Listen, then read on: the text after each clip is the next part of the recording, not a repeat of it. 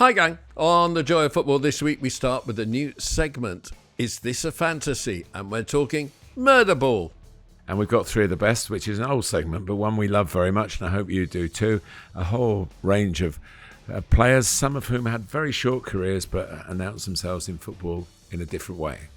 A letter from the Gantry by Martin this week recalls his latest game at Bournemouth and his fourth ever commentary at Bournemouth. Voice of Passion, which actually Neil sets it off, and I do think I got a bit passionate instead of being the voice of reason. So either apologies or I hope you enjoy it. Comparisons is Mo Salah against the best wingers of each decade from the 1950s on. And we've got stoppage time with my favourite recent stat. Wait for that. And don't forget, if you are enjoying the podcast, do subscribe and support us. Or if you want to get more closely involved, you can go on the Patreon. You can also read our written stuff, Martin and mine, on substack.com, where we're called The Joy of Football. And if you don't like us, listen in, watch on. You might change your mind. The Joy of Football podcast. With me, Neil Barnett.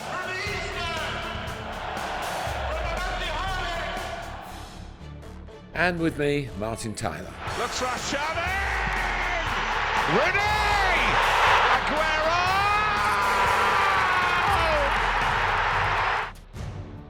The Joy of Football.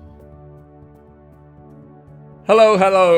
The Joy of Football podcast with Martin Tyler, the greatest commentator in the world, and me, Neil Barnett. And we are going to romp through today's discussions and not dwell on anything so that we finish in a normal time, because nobody does a longer one than we do with all our stories.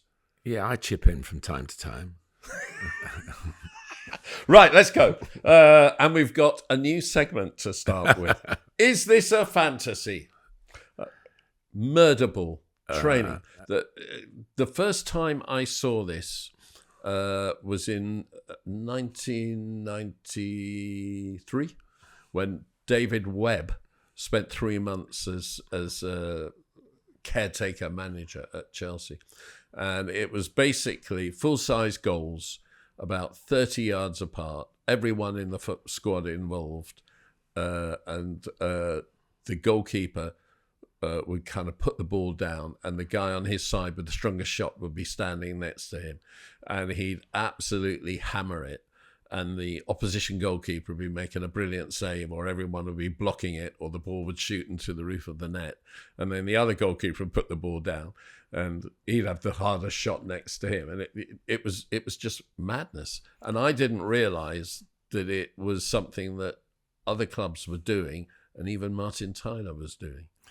Well, no, I've seen it a couple of times at the clubs that I've coached at, but the truth is we just copied Bielsa because that's where it came to light again at Leeds, and a sort of, I don't know how often they did it, maybe once a week, maybe a bit less frequently than that, because it comes with inherent risks. But basically, yeah, you have a smaller pitch, you just tell everybody they can do pretty much what they want, and most of the players love it, not everyone. But it is for the those of aggressive mentality. It's great fun. It's freedom, really, to just license that. Play a little bit, probably like we all played as kids in the school playground when no one was there to enforce any laws of the game. So I think it for team spirit is very good.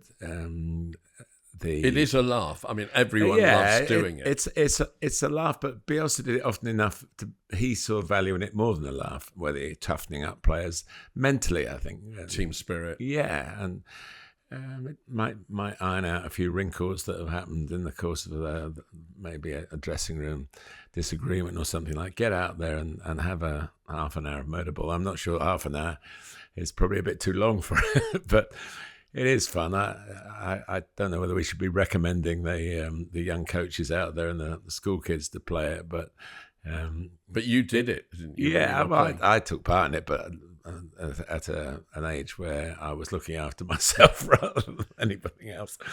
But it's fun, and Yeah, you do need it's a bit of a tinderbox. I mean, it could get out of control. One really bad tackle, and then the whole thing, it's mayhem. But I'm sure under Bielsa's watch, it is aggressive. It is violent. It is. There's two sorts of it. There's the fun sort that you're talking about, really, which you put into practice as I don't know. Sometimes you, as a coach, you go in and you say, so, but we've got to do something.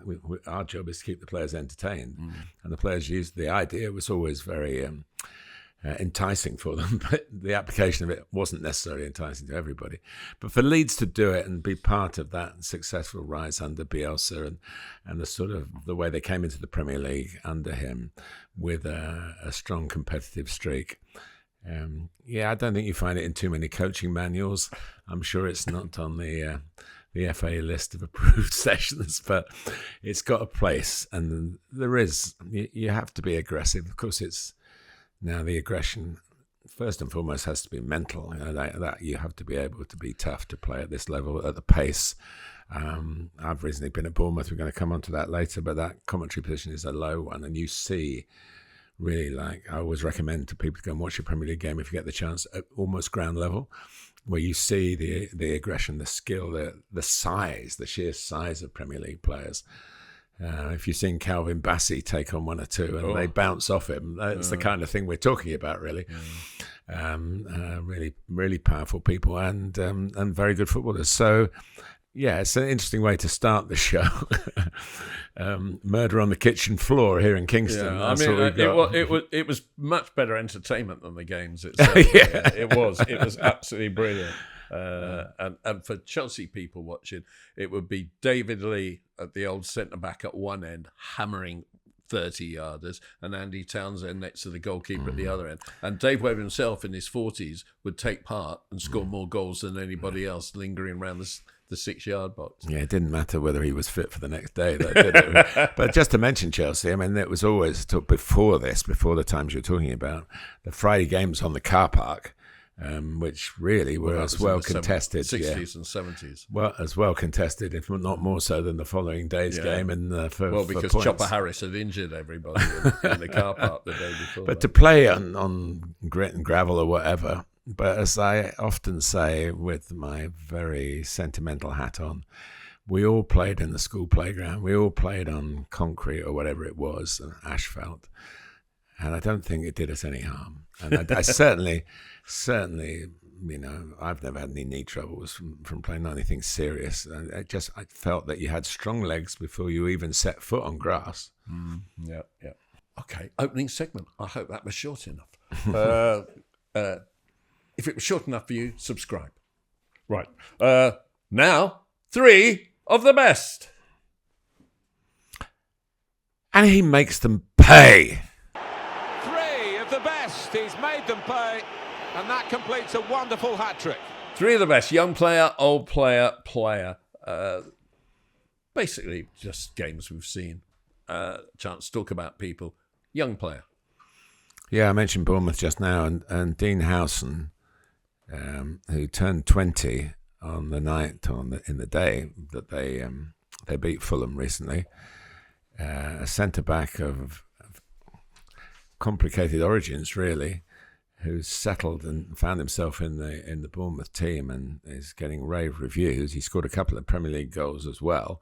He scored against Tottenham and he scored at Old Trafford from set pieces. He looks like a callow youth, and I guess in life terms he is. But he was born in Amsterdam, but spent time in Spain growing up as much as he has done as a 20-year-old. And he's now played, in March, he played twice for Spain, and the games were Nation League home and away against the Netherlands. So he stepped into... which went to extra time in the second game because it was level. That's right. 2-2 home and away. And playing in Holland, of course, wasn't easy for those who championed his cause as a Spaniard. And there was a bit of crowd reaction, I understand, but he's so unflappable, I'm sure it didn't make any difference. Because of Spain, there's talk of, obviously Real Madrid and Barcelona and maybe Atletico as well, plotting his progress. But he wouldn't have got, maybe he might have got, I think Spain's one country where they do go with young defenders, don't they? A bit more perhaps than in this country, but Bournemouth needs must He stepped in. He's looked the part. He helped keep a clean sheet against a Fulham side, against the likes of Raul Jimenez and the informed Rodrigo Muniz. Plenty of other players around. Balls into the box. Fulham great at crossing the ball from right and particularly from the left from Anthony Robinson. He wasn't found wanting at all. It was a very cultured, confident performance, and I do think he will go a long way in the game. Where it will be, whether it won't be at Bournemouth for very long, I don't know. But that's part of the setup for that type of club, as we've seen with Brighton as well and others, that you can give up opportunities if your recruitment is very good, and obviously in this case it's spot on, and then you have to cash in and make the profit. I would say there's a bit of profit to be made here. In 1998, I was asked to go to France for Chelsea signing Marcel Desailly just before the World Cup. And I was told I was going to go to Clairefontaine, and I didn't know who she was. And of course, Clairefontaine is in fact the French home academy. How disappointed were you when you found that out? Not at all, because Marcel Desailly fulfilled all my wildest dreams. But Clairefontaine is the kind of academy, the what's it called at Burton St George's of France, but built beforehand. And after their disappointments in the early 90s, France, I think they failed to qualify, didn't they, for the 94 World Cup with that famous Eric Cantona pass. They decided to build this home. And since it's been established, they have produced more great young footballers than any other nation in the world. I don't know what it is, but they are doing it. And my young player is Désiré Doué, who a couple of months ago I'd never heard of. And you probably thought Désiré was a girl's name with your Clairefontaine analogy. But again, you wouldn't be disappointed because you are talking about a real talent. And I mean, the first thing he's done, he's come into the PSG team age 19, taking over really from Bradley Barcola, who's 22. Warren Zaire-Emery, who's 19, is suddenly not in the team, having wowed us all earlier in the season and last season. And this Paris Saint-Germain team is just coming up with these young players, one after another, and increasingly proving that the Galacticos in the era of Messi, Mbappe, and Neymar was a big mistake, and this is the real deal. I don't Maybe think... not in Mbappe's case. Oh, no. I'm not talking about mistaken signing each one individually. I'm talking about a mistaken signing the three. You can only have one person who doesn't track back in your team. You can't have a load. But Doué isn't particularly fast. He's just very talented and very sassy, and is and has great technique. But you know, Nuno Mendes at left back, 22 on the television. They kept saying he's the best left back in the world. I don't think he is, but he's on his way. João Neves is like the most creative midfielder in Europe, and he's 20 years old. William Pacho playing next to Marquinhos is 23 years old. These are bought players. They're not all from Clairefontaine. No, yeah. And even the big signing, Kavicha, come on, let's have a go. Kvaratskhelia. Yeah.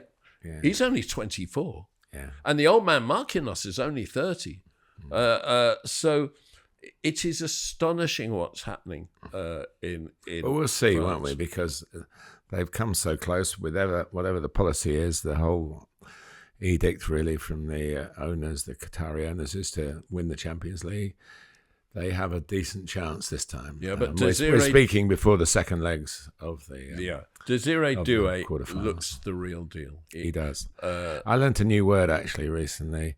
To finesse a goal, you can finesse the ball in.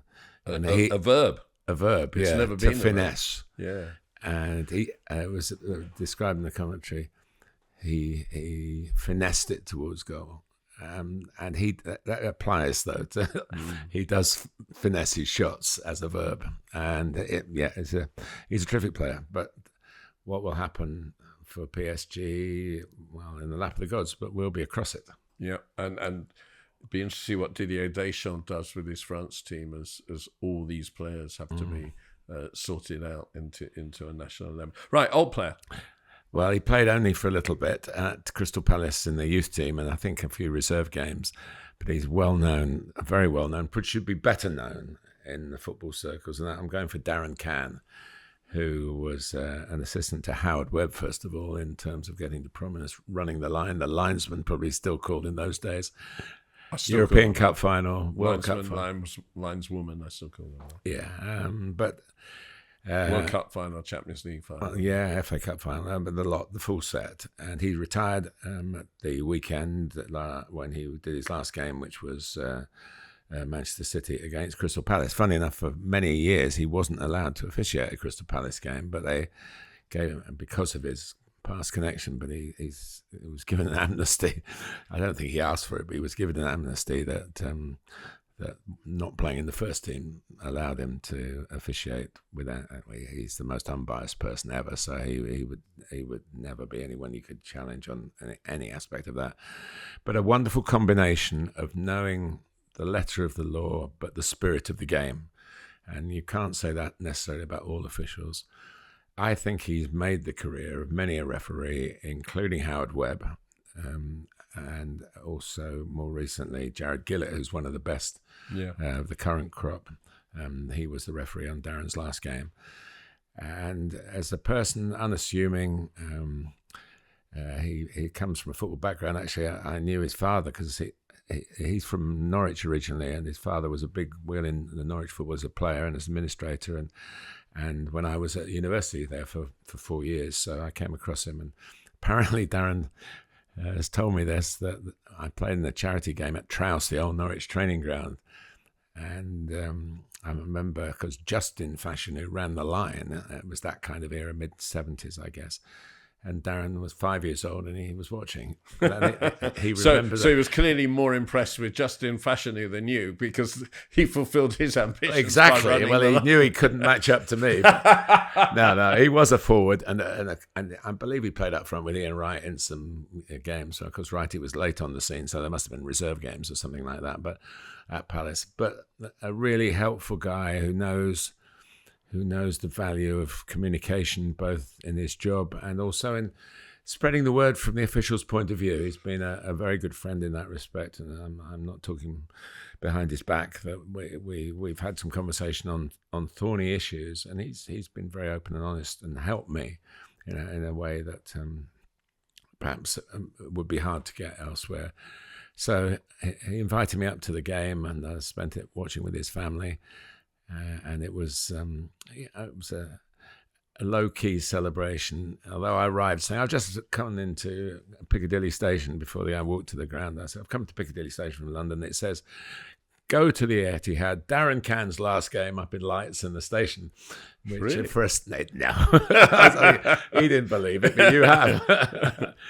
No, but it was, he wouldn't have wanted any fuss, but the officials made a very good fuss of him. Howard Webb was there, and the game went very well, and it was a nice way to sign off. And just to say, and I'm going to talk about Kevin De Bruyne in a minute, but Kevin was one of the players who knew what the day meant, and he went across in a conversation along the lines of, well, I know what it's like to be bowing out soon from here, and both teams, I think, signed the last flag, and so he's done. Darren's done, and I think he wants to get into some sort of media work in terms of putting the official's point of view officially out. But when he's no longer a member of the PGMOL, he's obviously got more freedom to talk, and he would be very fair on all points. Well, he would widely be regarded as the best linesman in this country. Well, in more Premier League appearances than any other official, which was quite a way to go. And funny, on the day that the semi-automated offside system was brought in, I've always said you are fully automated, and you're not a system, you're a person. So we overlapped by one game into the new system. So and had a really long career at it into his 50s and late 50s. So well done. And deep down, he probably would have rather played up front for Crystal Palace, but I would have rather played up front with Alan Shearer. So you can't get everything you want, but you can have a crack, can't you? My old player is Sheffield Wednesday and England striker David Hirst, with an I, Hirst. Why? Because I saw Ipswich play at Chelsea and not select for the starting lineup Liam Delap, who'd come off after an hour in the game previously and may not have had 90 minutes in him with a knock or something. So George Hirst, David Hirst's son, played up front. So the substitution around the hour was David Hirst's son off, Liam Delap's son on. And Rory Delap's son. On. Yeah. And I'll tell you, the thing, you always say what makes you feel old is when you're commentating on the grandson of someone you've commented on. What's always made me feel old is when I see a manager in the dugout who I interviewed age 16 when he was in the youth team somewhere. But I spoke to my son after the game and I said, do you remember a striker called David Hirst at Sheffield Wednesday? He went, yeah. I said, well, that was his son. And he went, no, that was David Hirst's son. So it's your son starting to feel old now, don't you? So I've got to the age now where my son remembers the fathers of the there is a point that I remember players. With my kids who are in their 30s now, where they suddenly started looking nostalgically back, having criticised me for having a past element to my work. You know? I want to say one thing about George Hirst. He played really well. Yes. In fact, Ipswich played really well in it, but I don't want to go into that today. What I want to go into is David Hirst. He's the kind of player that we shouldn't forget. He scored 100 league goals in the top flight for Sheffield Wednesday. He played for England only 3 times, scored 1 goal for them. But he was a proper, forceful, left-footed centre forward who had a good career without being top elite, if you like, but was a really, really good player. And George Hirst is now played for Scotland. Yeah, English, Scotland, yeah. David. Yeah, and it's going back in terms of names. George Hirst, I think I'm right in saying, I'm a cricket fan. I think George Hirst was a famous Yorkshire cricketer back in the day. Really? And in a time where all we commentators, and I have to spend my podcast correcting you on some pronunciations from time to time, and myself from time to time, to have names like George Hirst crop up in a crowded penalty area is a bit of a blessing, really. Yeah. But David Hirst was a good player, and was a aggressive, was a physical player, and had a really good career. And now his son's developing a good career. And so David Hirst, gone but not forgotten, and still alive and well. Your player.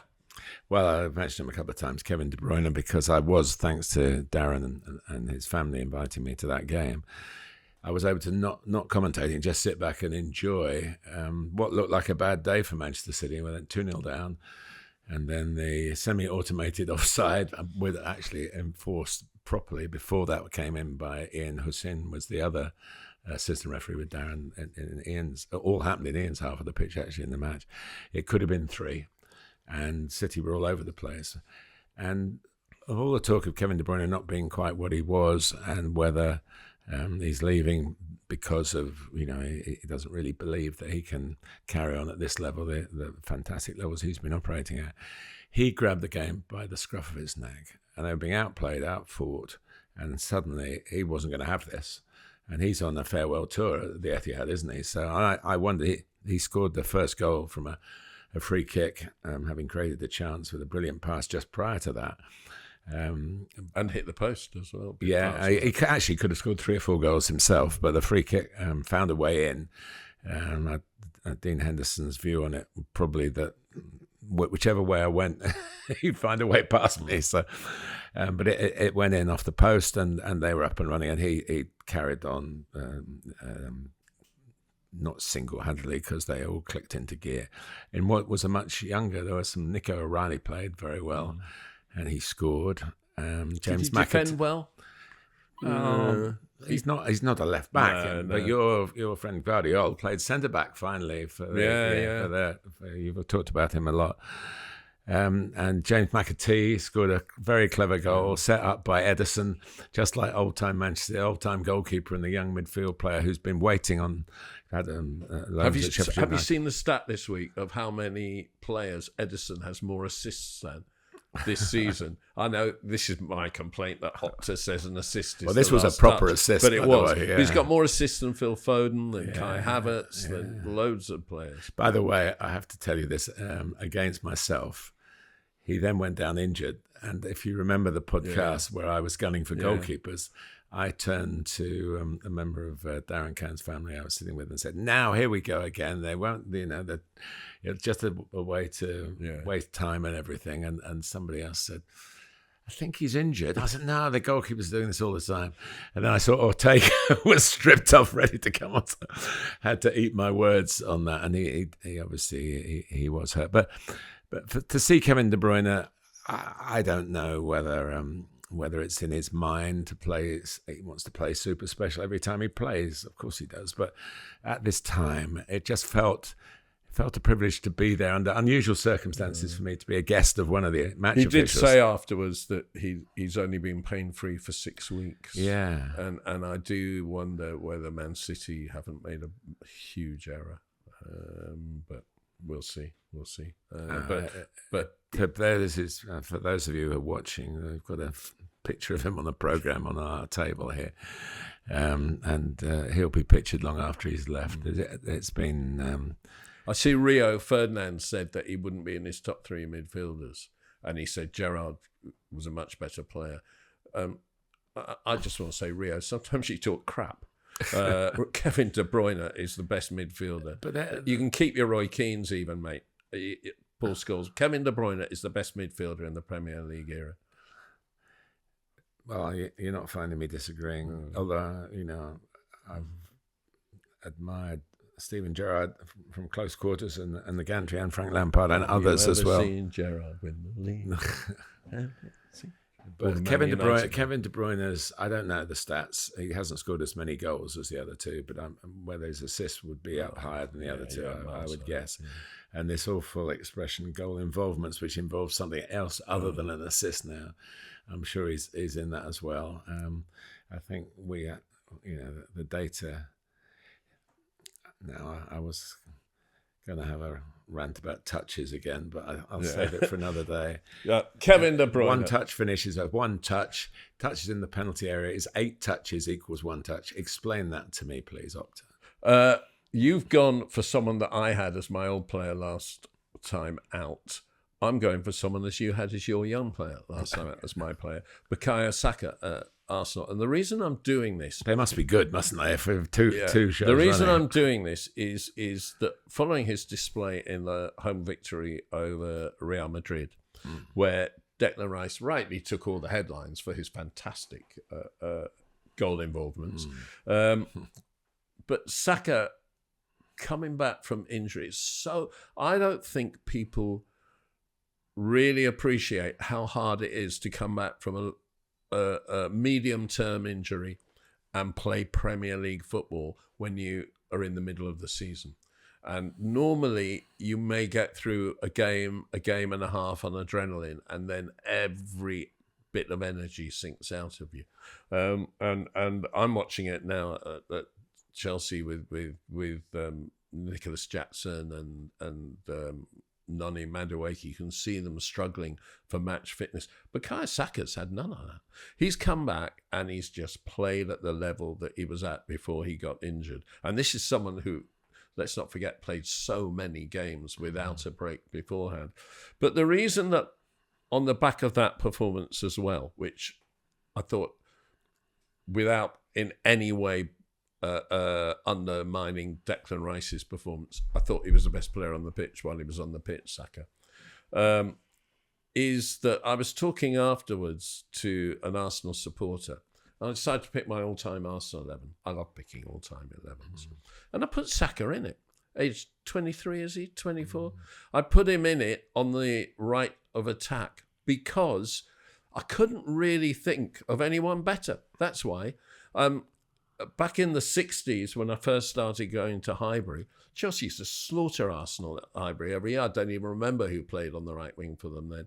But in the 70s, they had the legend, Geordie Armstrong, who was a very good player. But he wasn't a world-class player. He was just a very good player. They bought Peter Marinello, who we've spoken about on here before, who was a pin-up boy and much better pin-up boy than footballer. In the 80s, I don't really remember Arsenal in the 80s having anyone of any renown on the right wing. Then you get into the late 80s and David Rocastle, who was brilliant, played there. And then Paul Merson went wide, didn't he? Though I think he played on the left more for Arsenal than on the right. And then you're getting into the 90s and latter George Graham, early Arsenal. I mean, you had Ray Parlour. And then, of course, you have Freddie Ljungberg in the Invincibles. He was a terrific goal scorer. But I always thought that he was a hard-working player in a great team who had a knack of scoring goals.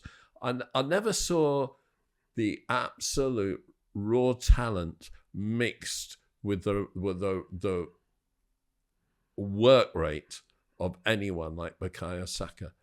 And for me, he's the best right-sided player I've seen at Arsenal in 50, 60 years. The best left-footed right-sided player. Yeah. But his right foot is very good as well. So, Would you agree with that? Oh, I think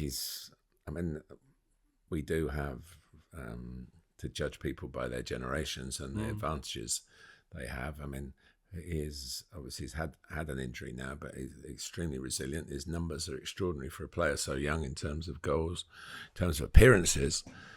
He obviously loves the club. He represents all that's good about football: winning smile, winning mentality. I wouldn't disagree with you. And they're lucky to have got him back as quickly as they did. I have to stress again, Neil, that we're speaking before the second leg. Yeah. Anything can happen in Madrid. I'm not talking about Bukayo's fitness, but in terms of how Arsenal season might progress to something very, very special, or might end in the sort of circumstances that's happened before, when a big lead has been taken to the Bernabeu and been blown. But we'll deal with that when we're next in your kitchen. Where I struggled was centre back. They've had a lot of top centre backs, Arsenal. I struggled to find my two best there, and I went 2, not 3. And I went Tony Adams straight away. So it was, could I afford to play Frank McClintock next to him when they're really, neither of them are blessed with great pace, but both are leaders? Or do I play a Gabriel or a Saliba or a Martin Keown or a Sol Campbell or a... I think your Chelsea friends would be not very pleased with you deliberating so much over Arsenal. I mean... Well, none of them get into Chelsea. So...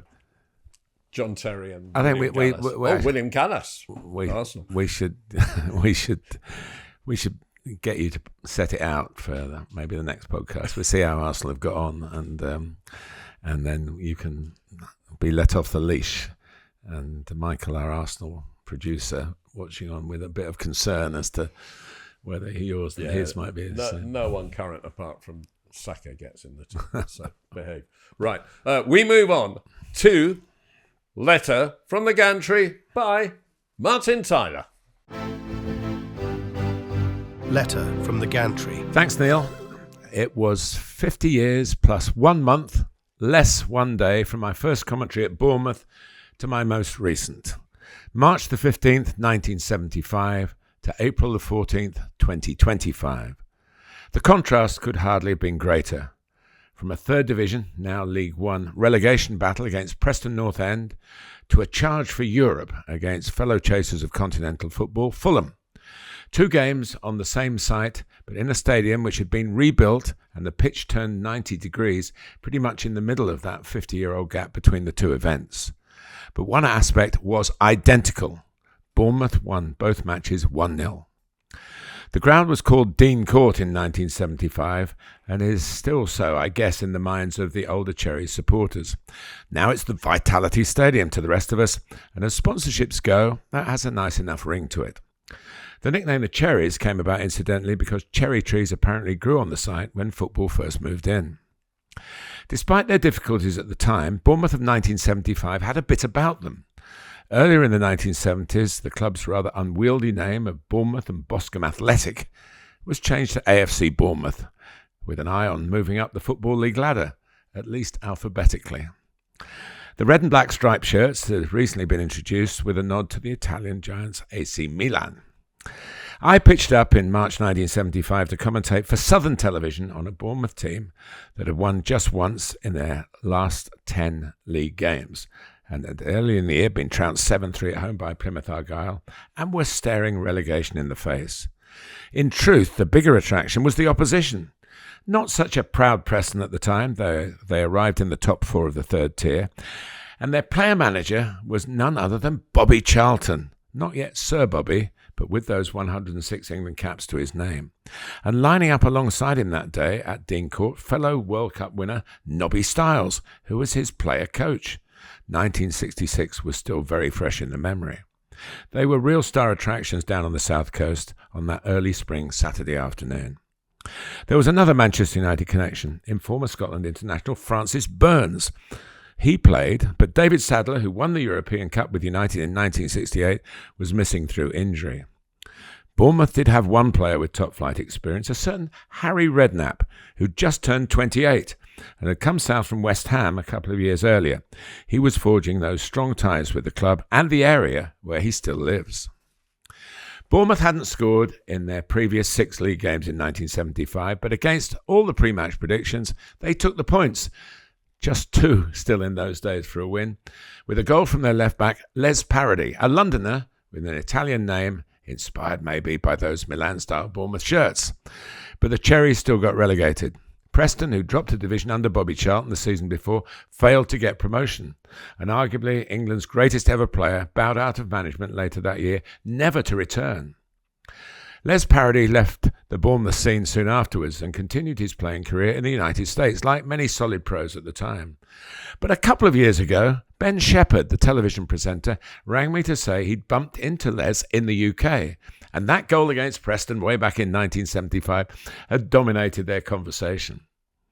Fast forward now to my recent visit, and Bournemouth were again in need of a win in vastly more upmarket circumstances. They were still in the top half of the Premier League despite losing their previous 4 home games. Scoring in the first minute through Antoine Semenyo was a great start, but hardly seemed a platform for victory. Yet it was. And at the final whistle, Bournemouth moved up to 8th. Only their 8th season ever in the top flight, remember, all in the last 10 years. Amazing progress in a stadium with a capacity less than half of what it was in the mid-1970s. Semenyo, born in Chelsea. Parody, from Lambeth, just across the river. Only a commentator could draw such tenuous connections. But both were match winners 50 years apart, and I had the privilege of shouting their names. Brilliant. Right. A few questions. Was in fact Bournemouth and Boscombe, because Boscombe's a little town next. The ground is in Boscombe. I believe the ground is actually in Boscombe. I've walked into Boscombe. Yeah, by King's Park. It's very scenic. I watched England under-17s win the World Cup in a bar there before going to a game. Was it changed in reality to AFC Wimbledon because of financial... It was changed to AFC Bournemouth. No. AFC Bournemouth. What did I say? No, they've had some administration. I thought, a bit like you just suggested, Neil, that was the case. But I just think it was trying to upgrade it. Oh, really? And the AFCs that we have around now are usually because the original name of the club. Because of the financial collapse, really. So it wasn't bankruptcy. So they can't call them AFC Halifax. One can't call them Halifax Town, for example. And AFC Wimbledon is the Phoenix Club, obviously, the original Wimbledon. It's funny you should talk about Harry Redknapp. I remember him playing for West Ham quite clearly. And I didn't realise he was so young when he went to Bournemouth. And he must have disappeared. I wouldn't have there was very little football on television, even though you were commentating on the game. That was highlights on a Sunday afternoon. I don't remember that. My first memory of Bournemouth was before that was Ted McDougall, who was scoring goals in the third division. Scored 9 in an FA Cup game, didn't he? Yeah, against Margate, and made a huge name for himself. And Manchester United bought him. So to our producers here who support Manchester United, but that was around were buying crap then. But that was around the relegation time, wasn't it, for Manchester United? Yeah, and he only spent about half a season there. He didn't really settle there, but he then went to West Ham and did pretty well in the top flight, I think, for them, and then on to Norwich. And he was a real goal getter, not an easy player on the eye, but I would think a very difficult player for a defender to try and deal with. Yeah, and talking of Bournemouth players of a past age, we've got to mention Eddie Howe, who everybody wishes well, obviously. And hopefully is on the mend, yeah. Did you see him play? No. No. Did anybody? I mean, he had a long career, but no, I never saw him. Well, who are we talking about, Eddie Howe? Yeah. No, I didn't see him play. But he's only 47 now, isn't he? Yeah. So, I think we should get Eddie Howe on the podcast to go through his playing career. I'm sure he'd love to do that. That would be brilliant. My final question on Bournemouth. You can get there driving through the centre of the New Forest. It's a fabulous route. But the most obvious way is the straight road past near the airport, coming down off the A27. It's not quite one road in, one road out, like I think Barrow is. I can prove to you that it's 2 roads out, because the A27 was closed after the game, and which is the main route. And I was commentating with Joel Ward, who's still a Premier League player, of course, and is making his way in broadcasting, who would normally travel to these games in luxury coaches as a player. But he'd made his way down from the Surrey area, and he passed if there are such things as broadcasting tests, he did very good work on the game. But the one thing I haven't spoken to him since is how he coped with the journey home. Welcome to our world, Joel.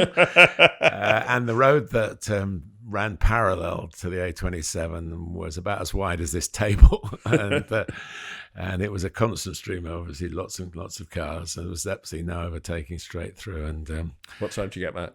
I don't know, 1:30, something like that, and it's normally would normally be 12:30. No, it was a bit earlier than that. But listen, that's part of the job. I don't have any problem with it, but I'm sure Joel won't have any problem with it either. But it was I'm sure a nice experience for him to come down and do the game, and he's obviously got a natural broadcasting skills. And on the way back, he'd be cursing Tyler for getting him to do this. On we go to Voice of Passion.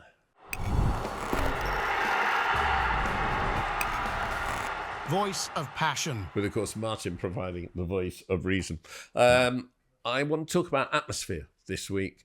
My manager, Enzo Maresco, has been complaining about the support at Chelsea not being behind the team, booing the slow passing out from the goalkeeper. And there's been a lot of talk about lack of atmosphere and lack of passion in stadia. And there's somebody who spent 25 years standing on the pitch talking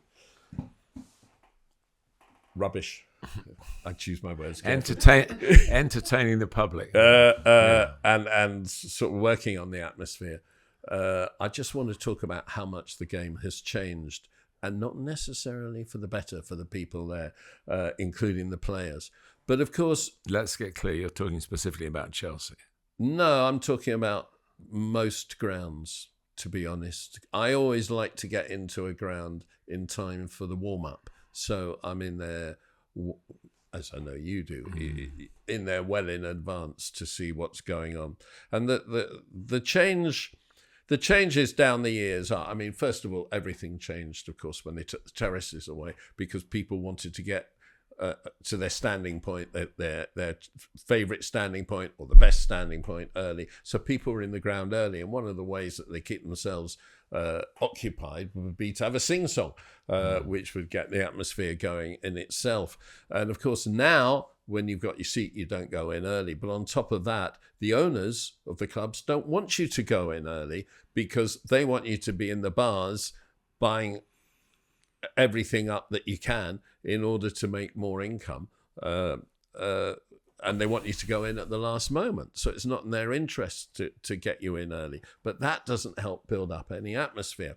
Also, you wanted to get in there early in days gone by because before the internet, it was the only way you found out the team when they announced it over the tannoy. Now you get the team an hour and a quarter before kickoff in the Premier League, just off the websites or off Twitter. X. But what has really changed more than anything is that the marketing people in football, and no doubt satisfying the owners, have entertainment, and for those of you not watching, I'm doing quotation marks with my fingers, right up to kickoff. So the teams come out. Everyone's got their selected tune, their song. You then have the Premier League anthem. You then have more music, or you have the pitch announcer announcing the teams, and it goes right up to kickoff.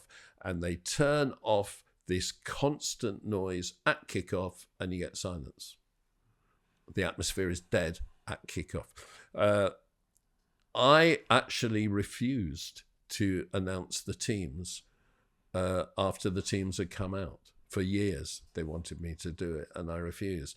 And I kept saying, when the teams come out, the relationship shouldn't be between the supporter and the on-pitch announcer. It should be between the supporter and the players. You sing the players' names, and they wave, and you have some kind of social intercourse going on before the game begins. But not anymore. It's just right up to kickoff. And then you kick off and the game's going at 5 miles an hour, not 100 miles an hour as the Premier League used to go, and nothing gets going. And then at half-time, it's music, announcements, interviews. For God's sake, it's not television, it's a stadium. You can't do interviews on a pitch of any interest at all. No one's interested. It's big gestures. What is stadium announcing about? It's about hitting the back row. You can't hold a conversation with 40, 50, 60,000 people. It's sound bites, and it's not that kind of entertainment. And then as soon as the whistle goes, more music. And I walked out of Chelsea 2 or 3 weeks ago through a different exit, one I haven't walked out in years. And there's a hut in the middle of the exit, and there's stream lighting on the back of the hut, and on it, going across, it said, "Thank you for visiting Chelsea." Visiting. This is, if you treat supporters like customers and don't give them space to support, you will get the atmosphere that you deserve. And this is at every club, Martin. It's at every club. This music to kick off. Just let the supporters support. Well, I agree with you. It does happen. I do think at some of the smaller grounds where the fans are mostly hardcore fans and not tourists, then you do get something of the early roar at the kickoff, and that feeling when the music stops. Actually, when you can hear the cheering, is a sort of spine-tingling thing for me as a commentator. But you get, football has got its ownership. Football is chosen to be run by business people. Football is chosen to be run by people who treat the person who pays at the gate as a customer, not as a fan. And that's the way it is. So you can't blame you can't just look at that as an entity in itself. You've got to look at the industry. They believe they need to make money, or they're in to make money. Who's standing up? You're standing up to be counted. And anybody else say this publicly, say that the game has been a bit about the playing out from the back, and the games have been a bit anemic, a bit sanitized, and less dramatic, less fighting football, if you like, less physical, more cerebral. There's been some of that, the complaint from the supporters, mostly from older supporters. No complaints around the world where the Premier League is being sold and bigger profits. And it is, but it won't go on like that, I believe. Why not? Because the people who are watching it are young people. But they're not having these conversations. They don't know any different. No, but I think this transition has really come in the last few years, and we'll just see how long the broadcasters are willing to finance a lack of passion, because there is a lack of passion compared to how it used to be, because the supporters aren't given the space to be passionate. But of course they're given the space to be passionate. You can be as passionate as you like. If you choose to find, I can't be revved up for passion because there's too much music, that's your problem. It's not. If the fans want to go and cheer, and there are plenty of clubs where they'll be saying, hang on a minute, we like our fans. We've got a certain section of the away fans. You were at Bournemouth back in September, yelling and cheering from your part of the ground as a Chelsea fan. It was very noisy from that part of the ground. Not all of it actually repeatable, but it was passion. I wasn't doing that bit. No, but I don't. Listen, I think you're right in where you're describing it. I don't think the consequences are as grave as you say, because we have to always look at it. That's my tip to anybody listening. Imagine you're 18 and 15, 17 years old, a teenager, early 20s. You haven't had football experience before. This is what you come into. Are you loving it? Well, the numbers say they are. The Premier League grounds are selling out. The broadcasting deals out of this country are still going. What happens in this country might be a point. I don't know. I've got no inside information on it, whether a ceiling has been reached, possibly. If the viewing figures, because of the difficulty economically in this country, that people may not have the spare cash to go behind the paywall to watch their football.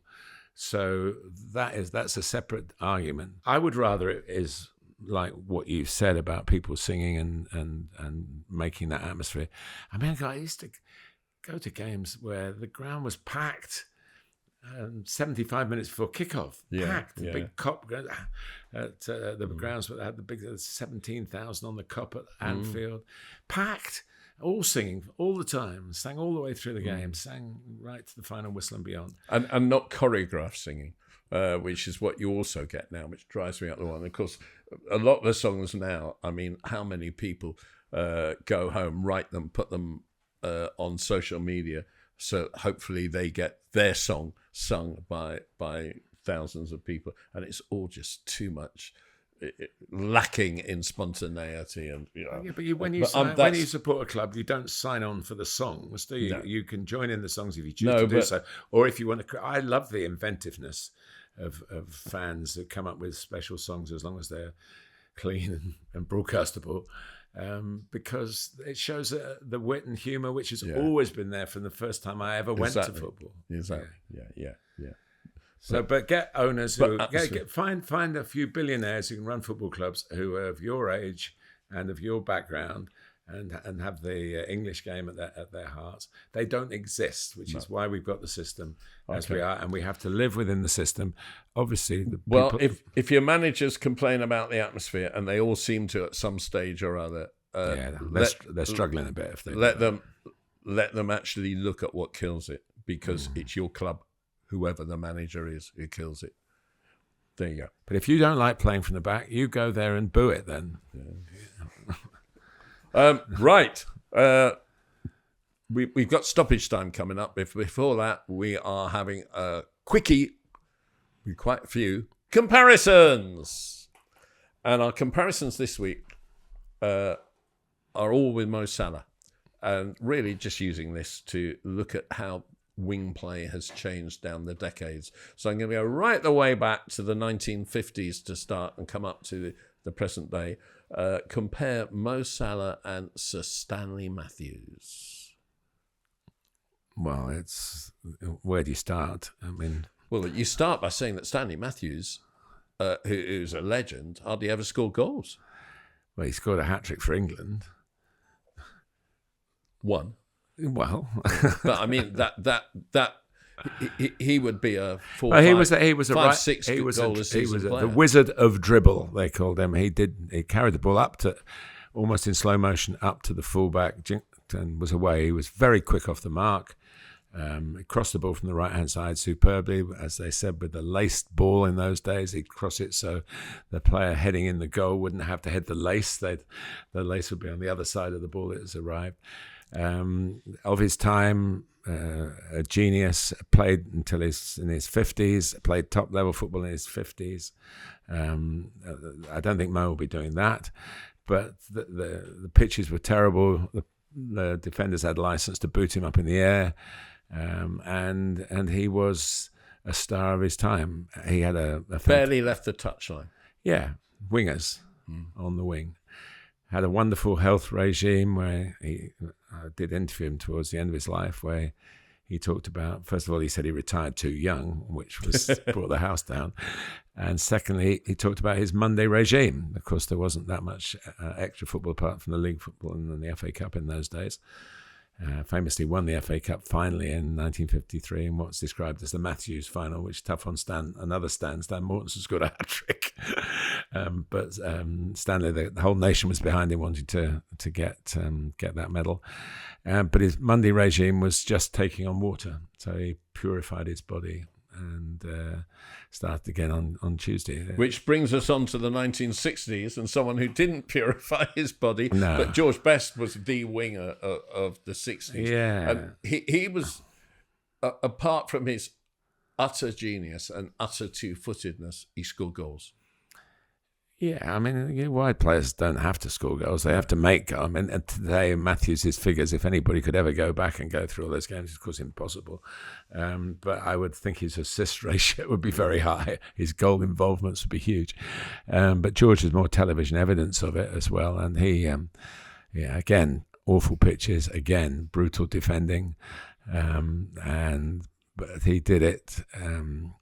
With the air of celebrity, if you like. I don't know whether he was a bit of a reluctant celebrity because he was a very intelligent guy, but not one that enjoyed the limelight. I suppose he did to an extent, otherwise he would have kept everything in-house, I suppose. But he was a completely different animal. This is when, of course, football had given up on had been abolished the maximum wage that Matthews paid most of his football under, where there were working men entertaining millions. For George, he started to obviously get the commercial backing and make more money from it. But it was too much, as it turned out, too much for him to sustain his career compared to Matthews in terms of years is very slender. But of course it was brilliant, and it's in the television era where we can remind ourselves over and over again. One of my early jobs in television was to edit the 6 goals he got at Northampton. I know it was if you like a contest that Man United should have won easily, but in those circumstances, keep on doing it. A fabulous player. A pleasure to have known him. Lost him far too soon. And we're comparing with Mo.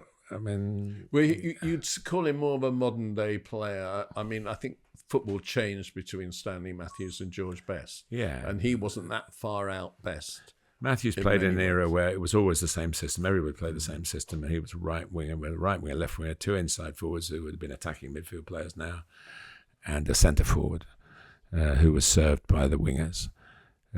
George, obviously, the formations. Ramsey had won the World Cup by the time George had really got into his stride with the wingless wonders of England.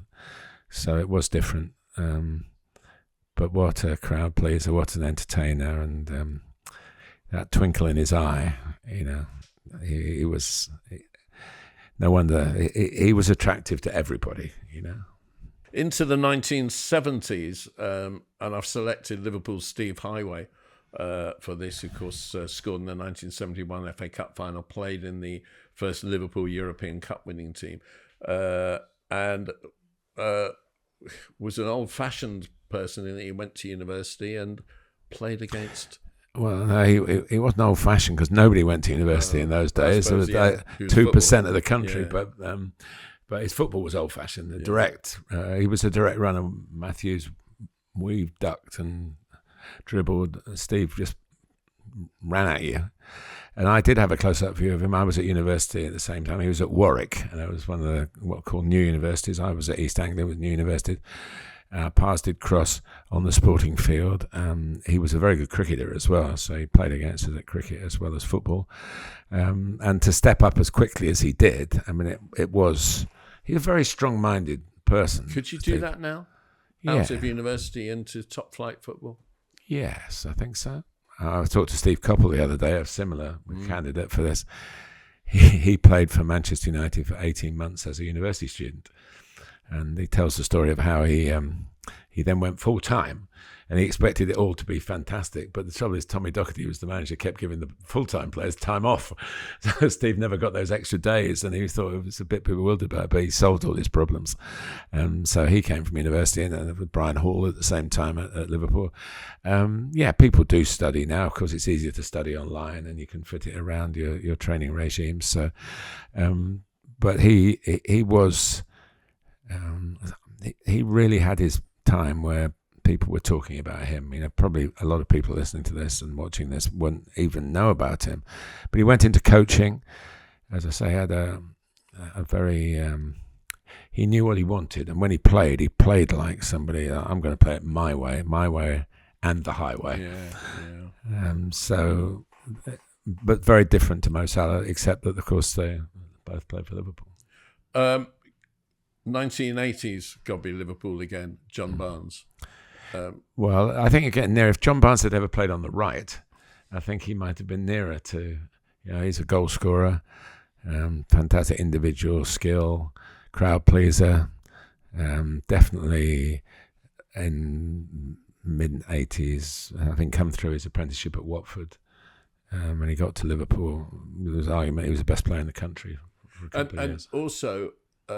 With John Barnes, as with George Best, but maybe not so much Highway and even Sir Stanley, the passing, not just the crossing, the passing was of the highest quality. Yeah, football brain, real football brain. And it was a surprise to me that John didn't really cut it in management, because I thought he was well equipped to do that. A frustrating player for England. Well, you and I have conversations away from the podcast where you describe everybody who's got 50 caps or more as frustrating and not part of a... I didn't quite see it that way from being at a lot of those games. John Barnes and Chris Waddle were sort of the Frank Lampard and Steven Gerrard of their time in terms of could they both play and should they do more. Both really gifted players, as the midfield men were as well. So I just thought John was... he's such a great person to talk to about the game as well, and still is. So I'm looking at this, and I'm seeing really strong characters all the way, different eras, strong characters. Mo Salah, strong character. And you have to have that. I suppose in the end, it's just the right kind of hard streak in you. Well, let's go into the 90s. I've selected Ryan Giggs. Again, still a left footer on the left. Yes, yeah. Yes. But even Giggs didn't get a huge number of goals. Oh, I think he got goals, but it... you didn't go in there expecting Ryan Giggs to win the game with a hat-trick, but I mean, he scored goal. He ended up, of course, playing a bit in the middle of midfield as well. And goals that really mattered. I mean, the last ever FA Cup semi-final replay goal to beat Arsenal in 1999 and set up the treble. This is one of the iconic moments that I was privileged to be in the ground to see. So again, I started very young. I'm just looking, Best started young. Highway was at university. John Barnes started young at Watford. Sir Stanley played before the war, so he would have started young before the Second World War. Giggs, a teenager, this oddity of being an England schoolboy international, not eligible to play for England because it was a schoolboy decision. But bestriding at a time where Manchester United were top dogs, he was right there, right at the heart of all that. And from the 2000s from the noughties, I've gone Cristiano Ronaldo, who in 2008-2009, the last season before he left United for Real Madrid, scored over 40 goals in all competitions. And really, that was new ground because he wasn't playing centre forward; he was playing wing, and that is the kind of ground that Mo Salah has inherited. Yeah, it's an awkward one because Cristiano's had 2 careers, really. He's definitely been a centre forward and for a good period of time now. He scored goals like a centre forward when he was a winger, coming in on crosses, brilliant in the air, explosive in the air, able to run past people from wide positions but take him into the middle to finish there. It's hard to pigeonhole him, but you're right, he's the outstanding player of the generation you're talking about. Probably, I'm just looking at all of them, blessed with the pace that matters. Matthews' pace was over 2 or 3 yards, but it left everybody of the era trailing. And you just wonder where we're building up through to the kind of fitness levels that maybe the millennium after that, where everybody knew the best way to get fit, best way to live your life to maximize the years, and nobody's done it better than Cristiano Ronaldo. So it'll be interesting to see what Mo's signed for 2 years, hasn't he? I do think, looking at them, the desire to play as long as possible. Now, some were injured, some were a bit like George, of course, were self-inflicted, shorter careers. But Matthews was supremely fit of his era. Yeah. Ryan Giggs, not a spare ounce of fat on him, probably even now. Ronaldo just worked with every conceivable device to get himself fitter and stronger and better, which is enormously to his credit. I mean, the other big change, of course, is that you used to have, in Sir Stanley Matthews' days, you had 3 up front, a goalkeeper and 2 inside forwards. So you were supplying to them. Then you had 2 up front in a 4-4-2 for years. Yeah. Now you have 1 up front, and your wingers have to score the goals. You're a wide forward, and if I look at who carries that flag between Cristiano and Mo, you're probably going to look at Gareth Bale. And of course, in his last season at Tottenham, before he went to Real Madrid, I think he got 30 odd goals in all competitions, and it's just something that's become required. Well, no, I think you've got different types. You've got players who can beat people, and you've got players who find space in the box and naturally want to score goals. I'm not sure how much wanting to score goals was part of Ryan Giggs, for example. He did score a lot of goals, but he was involved in. But it was still 2 up in his era. Yeah, but it was 1 up with Matthews. You had the Nat Lofthouses of the day, and you had Roy Bentley when he won the championship. But you have inside forwards who got some goals, and was it Les Stubbs who was in that team? Les Stubbs and Jimmy Nicol. How many did Johnny Nicol? Johnny Nicol. Yeah, how many goals did Les Stubbs get in there? Well, Les Stubbs only lasted half that season because we brought in, who I've just spoken about for, an amateur footballer. Yeah, Seamus O'Connell. Yeah. So, but there was Johnny Nicol was kind of 15, something like that, maybe. Yeah. 12, 15. But there was mostly the traditional centre forward, the archetypal cartoon type character, really, the sort of Desperate Dan type build who barreled his way. And Dixie Dean, who wasn't a very tall man, but was a very strong man with his 60 goals back in the 1920s. Well, these guys, that's another thing. The will-o'-the-wisp winger is almost over. These guys are so strong. Mo Salah is so strong. But Cristiano, Gareth Bale, so strong. George Best was strong. Yeah, in a wiry way, he was strong. He was blessed with a great physique. But the technique and the talent. And as I say, the only thing you can say against the latter ones, and going back probably to Ryan Giggs, is that the pitches got better. The refereeing got more sympathetic to attacking players. And people did, get sent off more regularly. And we had to, Nobody ever got sent off in the 1950s, No. I don't think. No. And even in the 60s, I've said this to you before, but I've got a cutting at home talking about something from a magazine saying Nobby Stiles, who was known as a man who liked to tackle and didn't always get them right because he wore contact lenses, he was a bit short-sighted. That was the explanation. Whether it's an excuse, I don't know. And it said, Nobby Stiles, he's suspended. He's accumulated 3 bookings this season, and the date was January the 25th. Yeah. So, you had to do a lot to get into trouble in those days. Right. Yeah. And that's, that is perhaps one of the big differences why the game perhaps is supported in a different way to the, if you like, the fighting football of bygone generations. Okay. Comparisons. But let's just say well done to Mo. Fantastic season. His numbers are brilliant. It's a great thrill for English football to know that he's going to sign for another couple of years. He's amazing to commentate on because when he breaks away, you know that there's going to be something at the end of it. And that sort of very definitive running style, that upright carriage and that left foot. Fantastic. And we can only finish with stoppage time. Stoppage time. Darren Cann has told me that we can go for 2 minutes added time. So. Right, what have you got? Well, I've got I love a stat, as you know, and one that really intrigued me. And I haven't checked it, but it was Gary Lineker said it on Match of the Day, so that's good enough for me. That Aston Villa, in their win at Southampton, scored 3 goals. All in the second half, all scored by substitutes.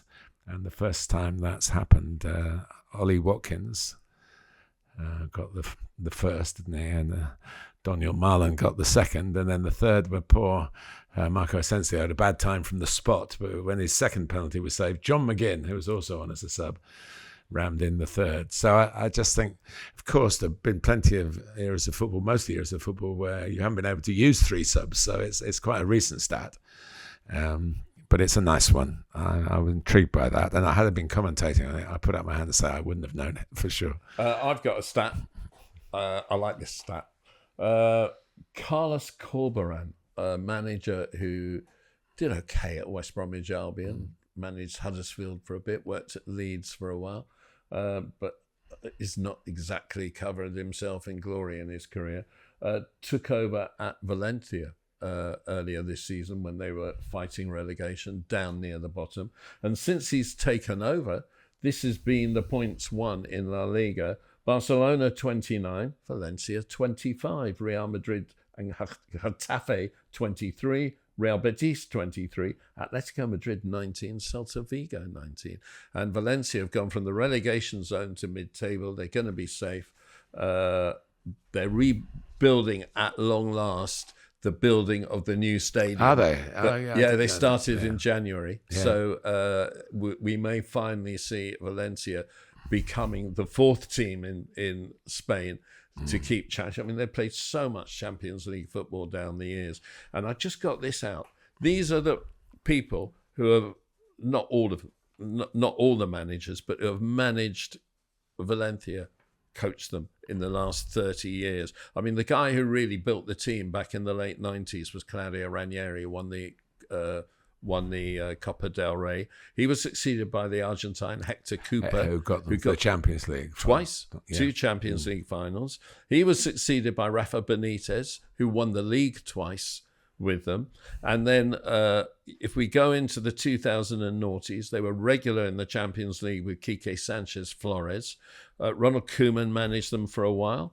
Unai Emery was absolutely outstanding with them as they started to go into financial meltdown. And we now get into the 2000 teenies. Ernesto Valverde, who went on to manage Barcelona. Nuno Espirito Santo, who went on, of course, to manage in the Premier League. Gary Neville, when things got really bad. And more recently, Marcelino, who's a controversial and highly rated coach. And even more recently, Javi Gracia, who was, of course, the Watford manager when they got to the FA Cup. When they played Woking. Yeah. Gennaro Gattuso, the Italian legend.